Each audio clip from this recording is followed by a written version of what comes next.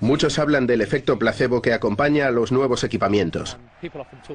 Desde el campo de la neurociencia, estamos empezando a comprender cómo el cerebro desarrolla todo eso y el efecto que puede tener en la fisiología de cada uno. La capacidad de la mente para influir en el rendimiento del cuerpo fue demostrada por el Dr. Jamie Pringle del Instituto Inglés del Deporte, quien recreó un experimento realizado por primera vez por el fisiólogo sudafricano Timothy Noakes. Con él demostró cómo se podían ampliar las capacidades físicas de los atletas mediante la manipulación psicológica del tiempo.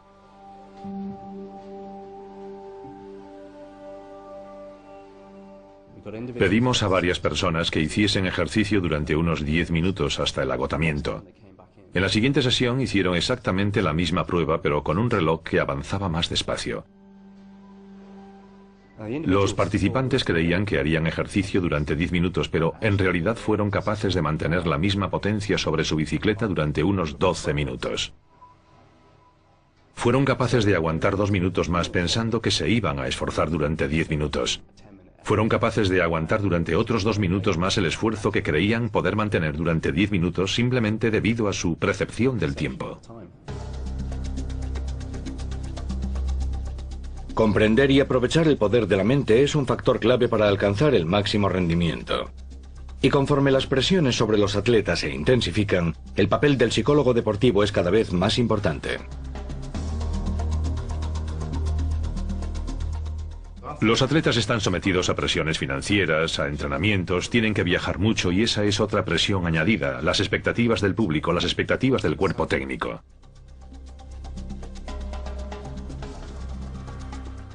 Y un fracaso tiene graves consecuencias. Es el final de su carrera deportiva.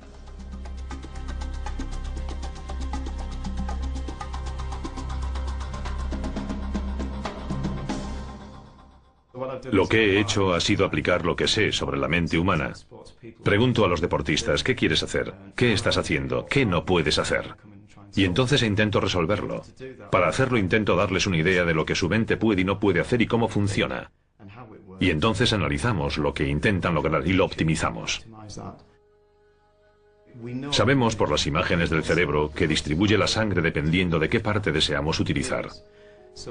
Cuando lo supe y comprobé que ciertas partes del cerebro hacen que te sientas un poco inestable y emotivo, y otras partes hacen que te calmes, sumé 2 más 2 y me pregunté, ¿habrá algún modo de que los atletas puedan modificar el flujo sanguíneo hacia las zonas que ellos quieran? Lo que hago es explicar al atleta cómo funciona este modelo, cómo puede aprovecharlo sin tener que lavarle el cerebro. Muchos atribuyen al Dr. Peters una aportación decisiva para el éxito de la selección británica de ciclismo durante la última década. Chris Hoy, uno de los miembros de esa selección, se vio sometido a una enorme presión durante los 1000 metros contrarreloj en la Olimpiada de Atenas 2004. Para trabajar de forma óptima tienes que sentarte y pensar, ¿qué podría suceder y cómo me enfrentaré a ello? Y mi cometido era meterme en la cabeza de aquel joven y decirle a qué se iba a enfrentar, qué tendría que hacer probablemente al respecto y dónde podía desmoronarse. Chris era el campeón del mundo, por tanto sería el último en competir, y se encontró en una posición extraordinaria. Vio como Shane Kelly, el corredor australiano, establecía un nuevo récord olímpico que a continuación batiría el alemán Stefan Neimke. Cuando el penúltimo ciclista, el francés Arnaud Tournant, batió de nuevo el récord, Chris supo que tenía que hacer la mejor carrera de su vida. No solo tuve que esperar para correr, además tuve que ver cómo el récord, mi objetivo, era batido una y otra vez con marcas que ni de lejos había logrado antes. Pensaba, aunque haga la mejor carrera de mi vida, no conseguiré más que la medalla de bronce. Pero intenté no pensar en eso y no dejarme intimidar por las marcas de los demás atletas. Habíamos trabajado específicamente esa posibilidad del efecto que podía tener que alguien hiciese una carrera magnífica y cómo enfrentarse a ello psicológicamente. Chris era un alumno excepcional con unas capacidades increíbles y aprendió a hacerlo. Como él mismo dice en su libro, lo practicó miles de veces y es literalmente cierto. Visualizamos una y otra vez exactamente lo que sucedería y cómo se iba a enfrentar a ello.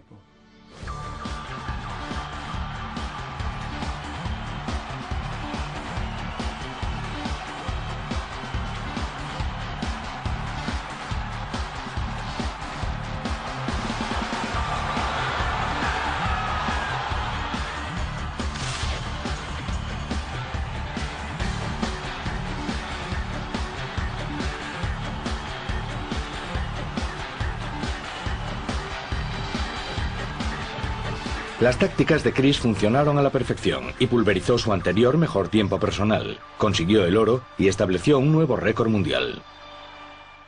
Recuerdo levantar la vista y ver en el marcador el número 1, mi tiempo y las letras OR, que significan récord olímpico. Pude ver por un momento a mi familia inclinada sobre las gradas, loca de alegría y agitando las banderas. Fue un momento maravilloso y entonces recuerdas todo el duro trabajo y todas las dudas y los momentos difíciles de todo el proceso de preparación para los Juegos Olímpicos. Lograr por fin el resultado que buscábamos fue increíble.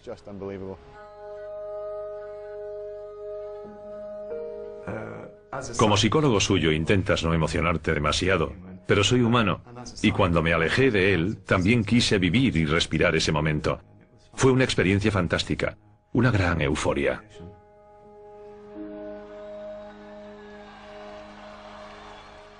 Durante los Juegos Olímpicos ves a los atletas en la cima de sus carreras deportivas y parecen súper seguros de sí mismos, que nada puede alterarlos ni detenerlos. Pero en el camino que lleva a las Olimpiadas hay muchos días duros en los que no estás seguro de conseguirlo. Y cuando te subes al podio y ves cómo alzan la bandera, es algo con lo que has soñado toda tu vida.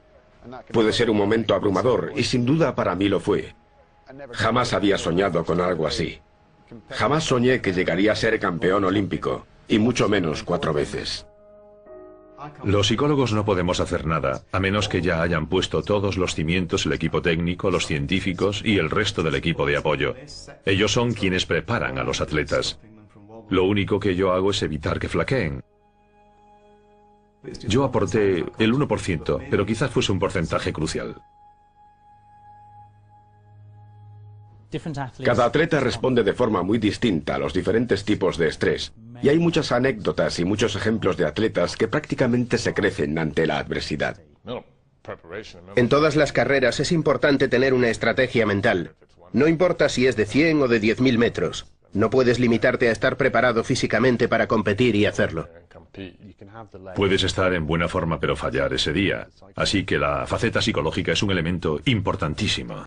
Por desgracia vemos casos en los que los atletas lo están haciendo de maravilla durante los entrenamientos. Tienen una preparación física y un estado fisiológico perfectos, pero ese día compiten por debajo de sus posibilidades.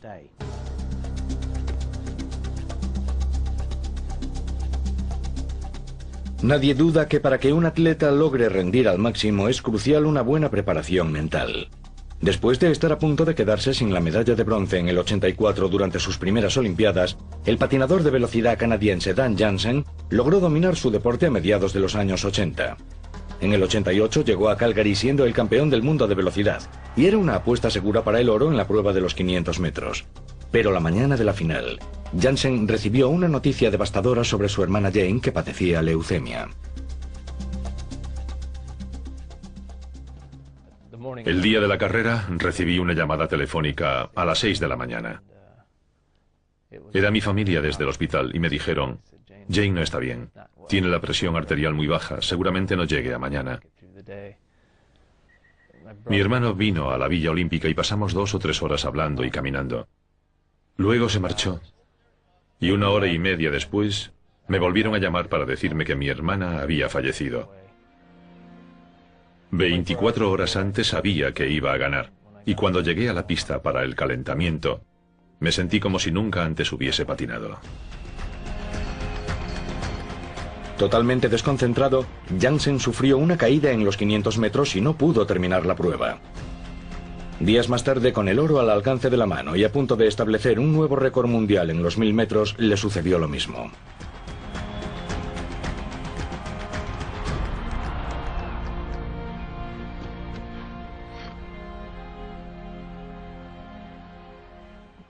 ¿Qué más me podía pasar esa semana? Perdí a mi hermana y no logré cruzar la línea de meta en ninguna de las 2 carreras. Fue una semana horrible. Los siguientes 4 años, Jansen se mantuvo en la cima de su disciplina, estableciendo un nuevo récord mundial en los 500 metros, pocos meses antes de los Juegos Olímpicos de Invierno de Albertville. Pero una vez más, sus intentos descritos como tímidos por la prensa deportiva supusieron una decepción. Terminó cuarto en la prueba de 500 metros y en un desalentador 26º puesto en la de los 1000. Muchos se preguntaban si alguna vez conseguiría triunfar en una Olimpiada. En todas y cada una de las entrevistas que concedí me hicieron dos preguntas.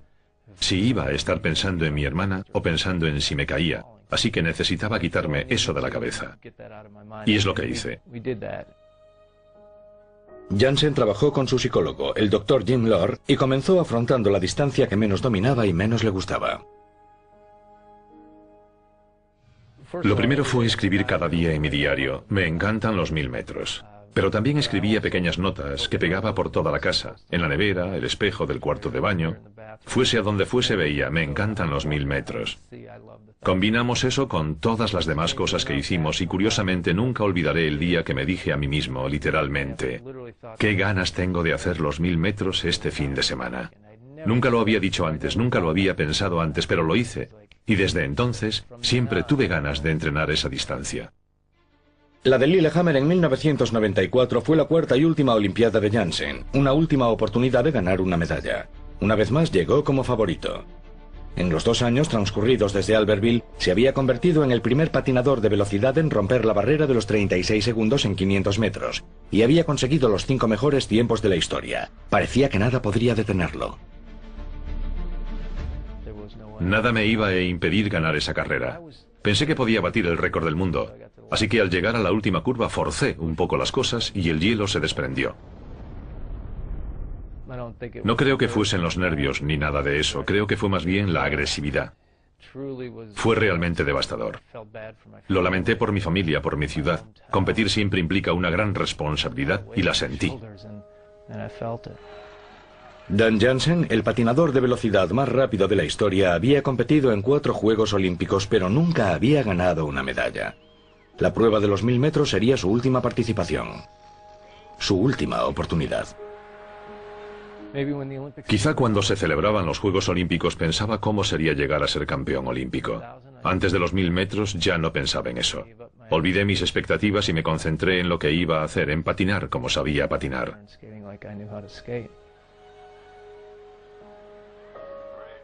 Cada uno se prepara de una forma diferente y necesita visualizar mentalmente cosas diferentes. Pero en mi caso, todo se centraba en el proceso y salir a hacer mi carrera. Cuando sonó el disparo de salida, noté esa sensación con la que sueña todo atleta. No oía a nadie. Solo pensaba en lo relajado que me sentía. Recorrí los primeros 600 metros como si estuviese flotando. Fue una sensación muy hermosa. Pero en la marca de los 600 metros, Jansen resbaló una vez más. Aunque esta vez no se repetirían sus anteriores tragedias. Se recuperó sin apenas tocar el hielo, y momentos más tarde, cruzó la meta con un tiempo que le valía la medalla de oro y un nuevo récord mundial. Su búsqueda de la gloria olímpica había terminado.